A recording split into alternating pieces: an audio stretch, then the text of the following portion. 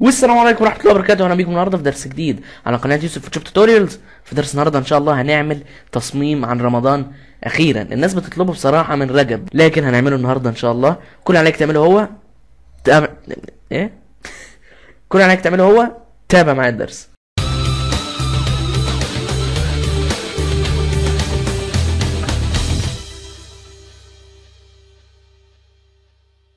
دي نتيجة التصميم بتاع النهارده ان شاء الله اللي هنعمله بالحاجات اللي قدامكم دي.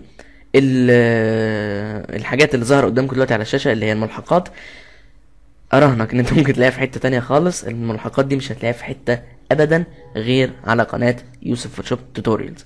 فيا ريت يعني اللي ينشر الحاجات ديت ينشرها مع الفيديو عشان اللي يشوفها يعني ايه نرد الحق لاصحابه يعني، وكمان عشان الشخص اللي تعب وعمل الحاجات دي مجهوده ما يضيعش. تمام. اول حاجه هنعملها هي ان انا هفتح مقاس ال 1280 في 720 اللي هو مقاس الخلفيه، وهوريك في اخر الفيديو ازاي ممكن تعملوا كفر فيسبوك عشان لو عايز تحطه على الفيسبوك كمان. تمام. ادي اهو العمل بتاعنا يعني. مش مهم عندي الخلفيه، انا هخليها بس باللون الاسود عشان انا بحب ارتاح في اللون الاسود وانا بشتغل يعني. هتعمل دلوقتي نيو، نقفل بس الحاجات دي عشان ملهاش لازمه دلوقتي. هتعمل نيو وتملاه باللون براحتك. انا عامل هنا لونين، تداخل لونين مع الاصفر والازرق. فانا مثلا هبتدي بالازرق، الدرجه دي من الازرق كده، وهلون من الت ديليت، الت زائد ديليت يعني. هضيف لها دلوقتي حاجه اللي اسمها باترن، اللي ممكن يكون لسه جديد في الفوتوشوب ما يعرفهاش، والقديم اكيد عارفها، وهي ان انت بتدوس ضغطتين على اللاير وتيجي من هنا عند حاجه اسمها باترن اوفرلاي. هختار منها الباترن دي. الباترن دي هتلاقيها تحت في الديسكريبشن. نزلتها السنه اللي فاتت مع ملحقات رمضان، برضو اللي عايز في الديسكريبشن تحت يحمل ملحقات رمضان، متحمله من موقع فظيع. حقوق الفيديو، حقوق الموقع هتلاقوها في الفيديو التاني. فانا هختار الشكل ده، شكل لونه ازرق ده. اول ما هتختارها هتلاقيها معموله عندك نورمال، اللي هو بالشكل اللي هيظهر ورا في الخلفيه ده، اللي مش عايز يظهر. تمام. اهي اللي هي هتبقى كانها عامله كده يعني. لكن انا هختار اوفرلاي وهخلي القيمه بتاعه الاوباسيتي 20%، عشان انا مش عايزها تبقى ظاهره زياده عن اللازم قوي. والسكيل دي اللي او حجم الباترن ممكن تبقى كده كبيره زياده عن اللازم ورا، او صغيره فتبقى كانها نقوشات معموله بفرشه سنان. فانا هخليها 57 مقاس محترم يعني، وهدوس اوكي. كده بقى عندي الباترن دي. تمام. دلوقتي انا هجيب الملحقات اللي عندي بتاعه الدرس ده. دي الملحقات اللي هتلاقوها في الديسكريبشن ان شاء الله. فانوس ومخطوطة ومدفع ومصحف، والباترن اللي احنا لسه مستخدمينها دلوقتي دي. فانا هبتدي دلوقتي هجيب المصحف هنا، وهظبط حجمه على انه يبقى حاجة سيمبل يعني، مش حاجة حجمها مبالغ فيه.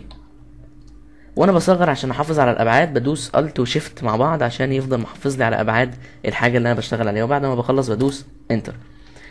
هنزله تحت كده شوية، وهنبتدي دلوقتي نجيب كمان باقي الحاجات اللي هي زي ما انتوا شفتوا في التصميم الاصلي. المدفعين، هو مدفع واحد طبعا بس معمول له كوبي.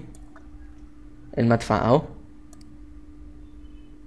وهتصغر حجمه شويه عشان هيبقى ورا الهلال ورا المدفع ورا الفانوس. فهنصغر حجمه شويه، وهاخد منه كوبي كنترول جي، وبعد كده ادوس بقى عشان اقلبه من اليمين للشمال، هدوس كنترول تي واختار وادوس كليك يمين واختار منها دي اللي هي فليب هوريزونتال، اللي هو يقلبها لك من اليمين للشمال افقيا يعني.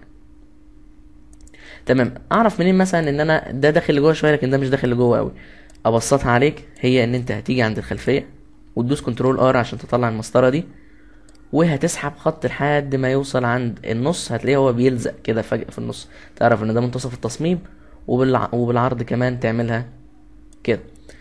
فهتختار المدفعين وتدوس كنترول تي وانت مختار المدفعين، وتظبط السنتر بتاعهم على السنتر بتاع التصميم بالظبط. فانت كده عرفت ان انت حاطط الفانوس بين المدفعين بالملي، مع ان احيانا ما بتظبطش على فكره. يعني اهو انا بظبطها بالسهم يمين وشمال عشان يبقوا مظبوطين بالظبط. تمام.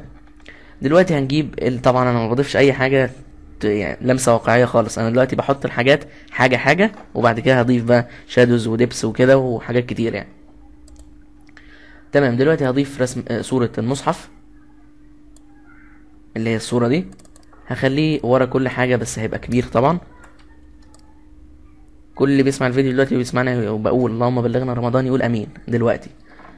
تمام. وهحط المصحف في الحتة دي، ممكن تصغره سنة بسيطة عشان بس تبقى الكور بتاعت المدفع خارجة برا، عشان يبقى معمولين كده. تمام. ونحط المخطوطة بعدين. تمام. دلوقتي هنبتدي نضيف ظل لكل عنصر موجود عندنا في التصميم ده. فهاجي دلوقتي تحت الفانوس وهعمل تحتيه نيو لاير. هسمي بس هدوس ضغطتين على الفانوس وهسميه فانوس عشان يبقى باين بالنسبه لي. وهسمي كمان دوت ظل فانوس عشان تبقى عارف كل حاجه ما تتلخبطش. تمام. دلوقتي يا ريت لو حد بيتفرج عليها من بره مصر يعرفنا هل يا ترى اسمه فانوس برضو ولا لا، لان بصراحه ما سمعتهاش من حد مش عربي مش مصري قبل كده. تمام. انا دلوقتي هصغر الفرشه بتاعتي اللي هخلي لونها باللون الاسود، والاوباسيتي بتاعتها من فوق هخليها 20. وهبتدي اعمل ظل كده. اول حاجه بيبقى ظل واسع وخفيف شويه. بعد كده هصغر الفرشه من حرفين الدال والجيم من الكيبورد، وبعد كده هروح راسم واحده تانية، وبعد كده واحده تالتة، واحده رابعه، اكتر من مره عشان تعمل تحت كده ظل قوي شويه اهو.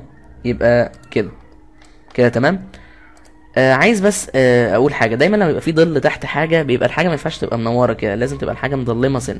فهعمل لاير فوق الفانوس وهدوس، وانا دايس الت هدوس بين اللايرين دول، وفرشه سودا كده هغمق الاطراف اللي تحت، لانه طالما في ظل تحتيه يبقى لازم يبقى هو نفسه غامق شويه. تمام. لو في حته زادت منك كده ممكن تصغرها شويه وتمسح كده.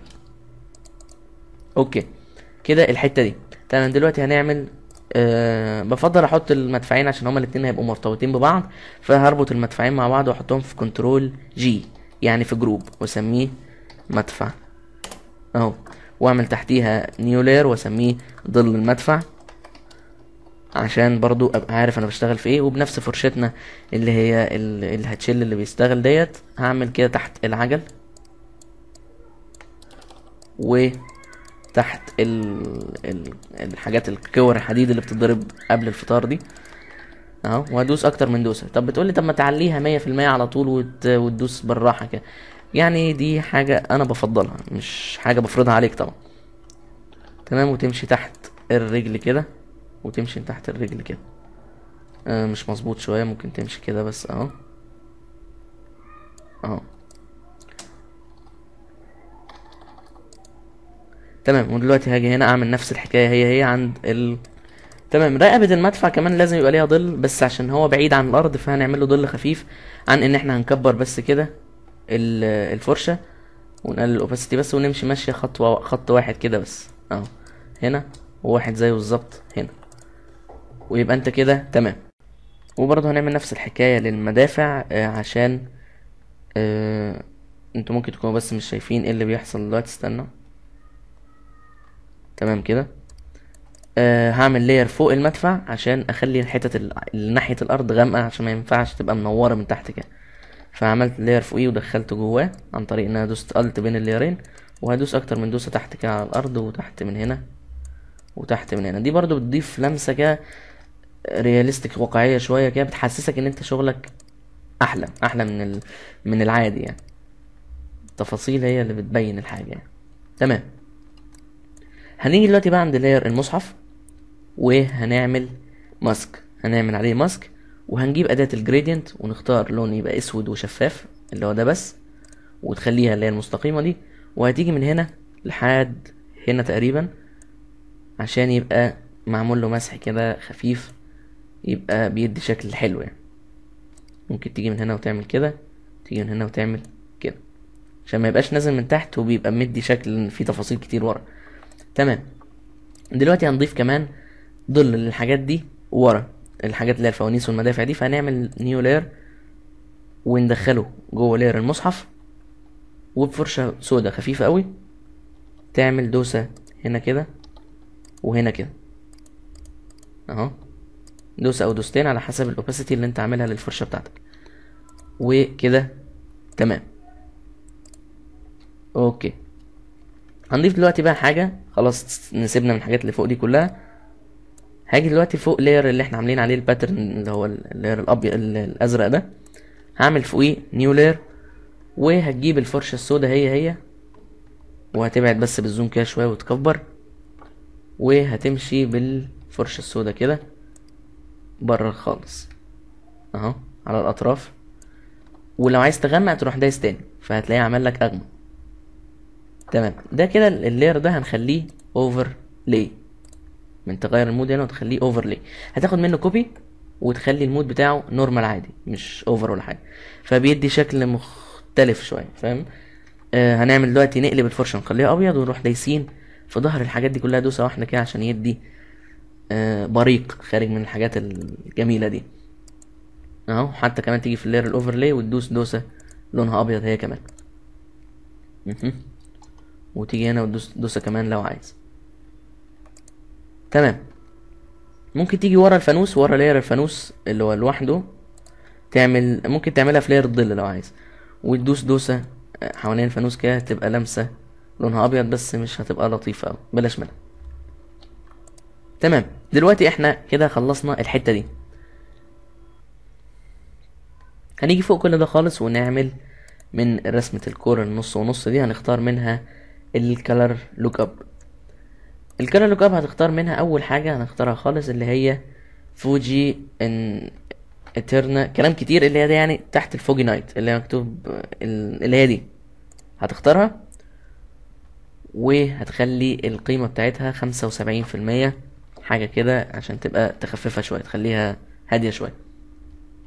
هتعمل تحتيها بقى كالر لوك اب تاني، تختار من هنا كالر لوك اب وتخليه فيلم ستوك، بس المهم تخليه تحتها معايا انا يعني اداني شكل كويس. هخلي القيمة بتاعت الاوباسيتي 12%. هتقولي طب ودي ضافت حاجة؟ يعني حسيتها ضافت شوية بسيطة. وممكن كمان نضيف كيرف كده عشان يدي لمسة. ممكن احرك الهاند اللي تحت دي بس كده. الظل بتاع الفانوس مش لطيف قوي، ممكن بس نعمل له بلور. من قائمة بلور تختار جوزيون وتعمل له المقاس، وانا اللي حاسس انه بيحصلوش حاجه. اوكي، وهدوس اوكي. اوكي كده تمام. هنختار كل الحاجات دي اللي هي الحاجات اللي هي العناصر دي، يعني ممكن تختارهم كلهم وتحطهم كلهم في جروب عن طريق ان انت تختارهم وانت دايس شيفت، تختارهم كلهم وتدوس كنترول جي اللي هي كنترول لام، يعني ممكن نسميه بس ايه عناصر. هجيب دلوقتي الكلمة او المخطوطة اللي عندنا اللي هي برضو معمولة 3D كده وهنحطها هنا. هنصغر الحجم شوية ونصغر برضو الكلمة واحنا دايسين على الت وشيفت مع بعض، وتشدها وتحطها تحت كده. ممكن نكبرها شوية، هنكبرها سنة كمان ونطلع العناصر اللي فوق شوية كده، وكلمة تبقى هنا كده. ممكن كمان بقى تغير لون الخلفية براحتك، يعني مثلا لو انا جيت هنا من قائمة الالوان واخترت اللون قصدي الاصفر ده، ورحت مالي الشاشة باللون الاصفر، هلاقيها اتملت لي وبرده في الخلفية الباترن اللي احنا عملناها. فدي فكرة حلوة، فكرة الباترن مش ان انا الون الباترن، لا انا اضيف اما دوستين كده واختار باترن اوفرلاي واختار اللون ده فبيدي شكل حلو. فممكن مثلا اخليها باللون الموف ويبقى غامق كده سنة مثلا وتملى الصورة. فكل الالوان بتليق على التصاميم الرمضانية دي، وبالذات الالوان اللي هي الهادية. ممكن لو الاخضر مش عارف هيليق ولا لا، والله لا حلو يعني.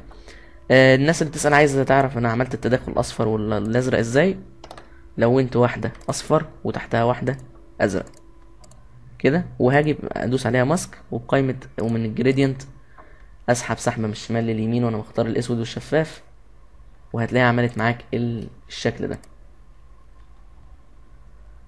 ممكن تاخد كوبي من الاسود وابيض الاوفرلاي اللي احنا عاملينه اللي هو ده، ممكن تاخد منه كوبي عشان يديلك غمقان اكتر، وممكن تاخد كمان من العادي كوبي تاني بس هتلاقيها غامقه قوي، فممكن تخلي الاوباسيتي بتاعتها 50%. كده انت خلصت الخلفيه بتاعتك. لو عايز تعملها بقى على كفر ببساطه بتدوس كنترول ان وتفتح نيو، بس بمقاس الكفر بتاع الفيسبوك 851 في 315. ايه الرقم ده؟ ده رقم تليفون. هتختار بعد ما تفتحه هتروح جايب دلوقتي الخلفيه اللي عليها باترن اللي انت عاملها. انا ممكن اخد لون واحد بس وهتحطها هنا. احلى حاجه في الباترن ان هي ما بتتمطش معاك، يعني بص مهما صغرت كده الباترن ما بتتمطش او بتتبط، هي بتفضل سليمه زي ما هي كده. فانا هعملها على مقاس الكفر بالملي. لو لقيت ان الحجم بتاعها زياده بقى انت ممكن تيجي من السكيل دي، وبدل 57 مثلا ممكن نخليها 37 عشان تبقى اصغر شويه، وتاخد اللاير من هنا بتاع الاسود والابيض اللي هو دول، ممكن نسميه اسود وابيض. حكايه الجروبات دي بتخلي لك القايمه بتاعتك هاديه وما فيهاش حاجات كتير. في ناس بقى بتحب تحس ان القايمه بتاعتها مجنونه وفيها عناصر كتير، فدي حاجات اذواق شخصيه. فاهو هحطها هنا وهصغرها على قد الحجم بالظبط، واجيب اللاير بتاع العناصر بتاعي واحطه هنا وتصغره كده. في الكفر بقى بتخلي حاجه في اليمين وحاجه في الشمال، فاحنا ممكن نخليها مثلا في النص بالظبط. وهنجيب الافكتات اللونيه مع الكلمه بتاعت المخطوطه وتسحبهم كلهم وتحطهم هنا. فتجيب الكلمه، فممكن الكلمه بقى تتحط في الجنب هنا، او تخليها صغيره زياده عن اللازم كده وتحطها هنا. كده عرفتك الطريقه. ممكن تعملها بقى خلفيه للموبايل، خلفيه لاي حاجه، خلفيه للديسكتوب بتاعك. بس كان معكم يوسف محمد من قناه يوسف فوتوشوب توتوريالز. اتمنى ان شاء الله ربنا يجيب علينا رمضان واحنا بخير وصحه يا رب، ونقدر نصومه كله، واشوفكم على خير ان شاء الله. السلام عليكم. حاجه اخيره نضيفها قبل ما الدرس يخلص وانت تخرج وتدوس لايك والكلام اللي انا ما قلتوش ده، ممكن تعمل نيو لاير فوق العناصر وتجيب الفرشه وتخلي لونها ابيض وتضيف دوستين هنا مثلا، دوستين هنا، اللي هو دايما لما الاضاءه بتبقى جايه من ورا بتبقى عامله كانها راميه اضاءه كده، فدايما بتدي شكل براق شويه وزاهي للعين، يعني بيضيف لمسه حلوه بس.